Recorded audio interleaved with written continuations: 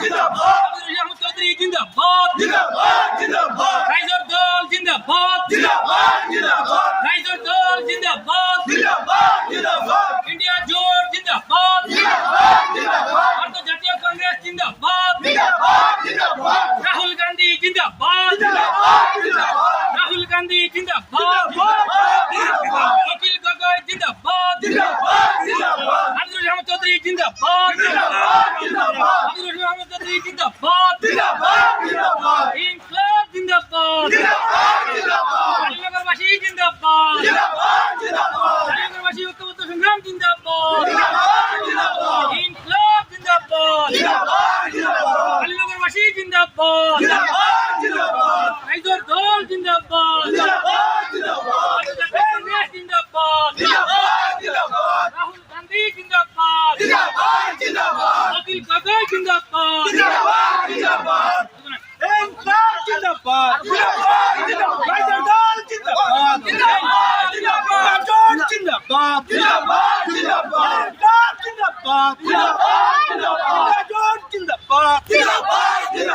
অখিল গগৈ জিন্দাবাদ রাহুল গান্ধী জিন্দাবাদ ইনকলাব জিন্দাবাদ অখিল গগৈ জিন্দাবাদ ভারতীয় জাতীয় কংগ্রেস জিন্দাবাদ ইনকলাব জিন্দাবাদ।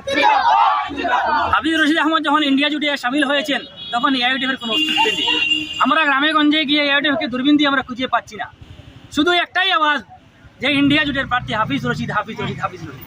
কিন্তু বর্তমানে আমরা দেখেছি যে মৌলানা বদরুদ্দিন আজমলের যে বরাক উপত্যকার একজন নিয়োগ করে দিয়েছেন যে করিমউদ্দিন বড়বইয়া, এই করিমউদ্দিন বড়বইয়াকে বর্তমানে বিজেপির দালাল হিসাবে বরাক উপত্যকায় ছড়িয়ে দেওয়া হয়েছে।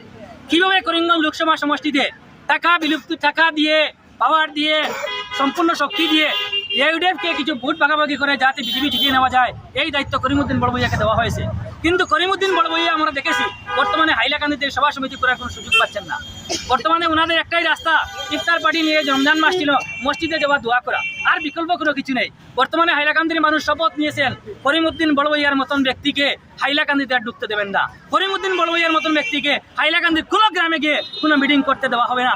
যেখানে করিমউদ্দিন বড়বইয়া যাবেন ওনার বিরুদ্ধে প্রতিবাদ হবে, কারণ উনি মুখ্যমন্ত্রীর দালাল হিসাবে আজকে বিজেপিকে পার করার জন্য উনি টিকা নিয়ে এসেছেন। হাইলাকান্দির মানুষ, করিমগঞ্জের মানুষ এই করিমউদ্দিন বড়বইয়াকে ভয় পান না। উনি শিলচরের যে ক্যান্ডিডেট, শিলচরে বিজেপির হয়ে উনি প্রচার করেছেন, পরিমল শুক্রবৈদ্যর হয়ে উনি প্রকাশ্য প্রচার করেছেন, আর হাইলাকান্দি করিমগঞ্জে এসে উনি এআইইউডিএফ করেছেন। ওনাকে আমি চ্যালেঞ্জ জানাচ্ছি যে সৎ সাহস থাকলে শিলচরে গিয়ে বিজেপির বিরুদ্ধে উনি প্রচার করেন, কারণ সেখানে পরিমল শুক্রবৈদ্য নিয়ে উনি প্রচার করেছেন, আর হাইলাকান্দি করিমগঞ্জে এসে উনি এআইইউডিএফ এর হয়ে প্রচার করেছেন। কীভাবে ভোট ভাগাভাগি করা যায়? ওনার মতন একজন ব্যক্তি হাফিজ রশিদ আহমদ চৌধুরীর বিরুদ্ধে আবুল তাবুল বক্তব্য দিচ্ছেন। ওনাকে হুঁশিয়ারি দিচ্ছি, হাফিজ রশিদ আহমদ চৌধুরীর বিরুদ্ধে কোনো কথা যাতে আপনারা বলেন, কারণ হাফিজ রশিদ আহমদ চৌধুরীর করে এই এআইইউডিএফ দলের জন্ম হয়েছিল, আর এই এআইইউডিএফ দল থেকে আপনি বিধায়ক হয়েছেন, আর আপনি বর্তমানে মুখ্যমন্ত্রী দালালি করেছেন। আপনারা এগুলা বন্ধ করেন, না হলে ভয়ঙ্কর পরিস্থিতি। আমরা কালীনগর সপ্তম অঞ্চলে অষ্টমে এসে আমরা হাফিজ রশিদ আহমদ চৌধুরী সাহেবের নির্বাচনী সভায় অংশগ্রহণ করেছিলাম। যদিও আজকের সভায় আমাদের ক্যান্ডিডেট উপস্থিত নাই, আমরা রাইজর দলের পক্ষ থেকে এবং কংগ্রেসের সমন্বয়ে দুটো দল মিলে আমরা আজকে এখানে সভা আয়োজন করেছি।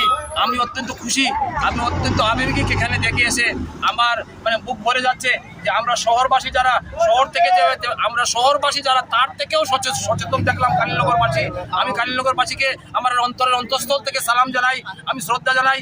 ওনারা এই অঞ্চলের মানুষ শ্রদ্ধার পাত্র, তারা আমাদের থেকেও বেশিভাবে যে সংবিধান কি বুঝতে পেরেছেন এবং আমার থেকেও বেশি রশিদ আহমদ সাহেবের প্রয়োজনীয়তা কি বুঝতে পেরেছেন। কাজে কালীনগরবাসীকে আমরা আপনাদের মাধ্যমে ধন্যবাদ জানাই এবং আমরা আশাবাদী আগামী দিন এই অঞ্চল থেকে চুষে 95% ভোট রশিদ আহমদ চৌধুরীর পক্ষে যাবে এবং আমাদের সামনে ইউডিএফ বিজেপি ধরাশায়ী হবে। আজকের মিটিংকে সেটা প্রমাণ দিয়েছে এবং আমি আপনাদের মাধ্যমে আমি আবার আহ্বান জানাচ্ছি, আগামী দিন যে গণতন্ত্র রক্ষার লড়াই, স্বৈরাচারী শক্তি বনাম গণতন্ত্র, ন্যায় বা আস্থার অন্যায়ের লড়াই, এই লড়াইয়ে নিশ্চয়ই গণতন্ত্র জয়ী হবে এবং আমরা বিশ্বাস করি এই অঞ্চলের মানুষ যেভাবে আজকে আমাদেরকে আদর আপ্যায়ন করেছেন, এই আপ্যায়নে আমরা খুশি। আমরা বুঝতে পারছি যে রশিদ আহমদ চৌধুরীর জয় শুধু সময়ের অপেক্ষা। রশিদ আহমদ চৌধুরীকে আটকানোর ক্ষমতা বিজেপি ইউডিএফের যৌথ প্রচেষ্টায়ও সম্ভব হবে না বলে আমাদের আজকের সভায় আমরা ঘোষণা দিলাম।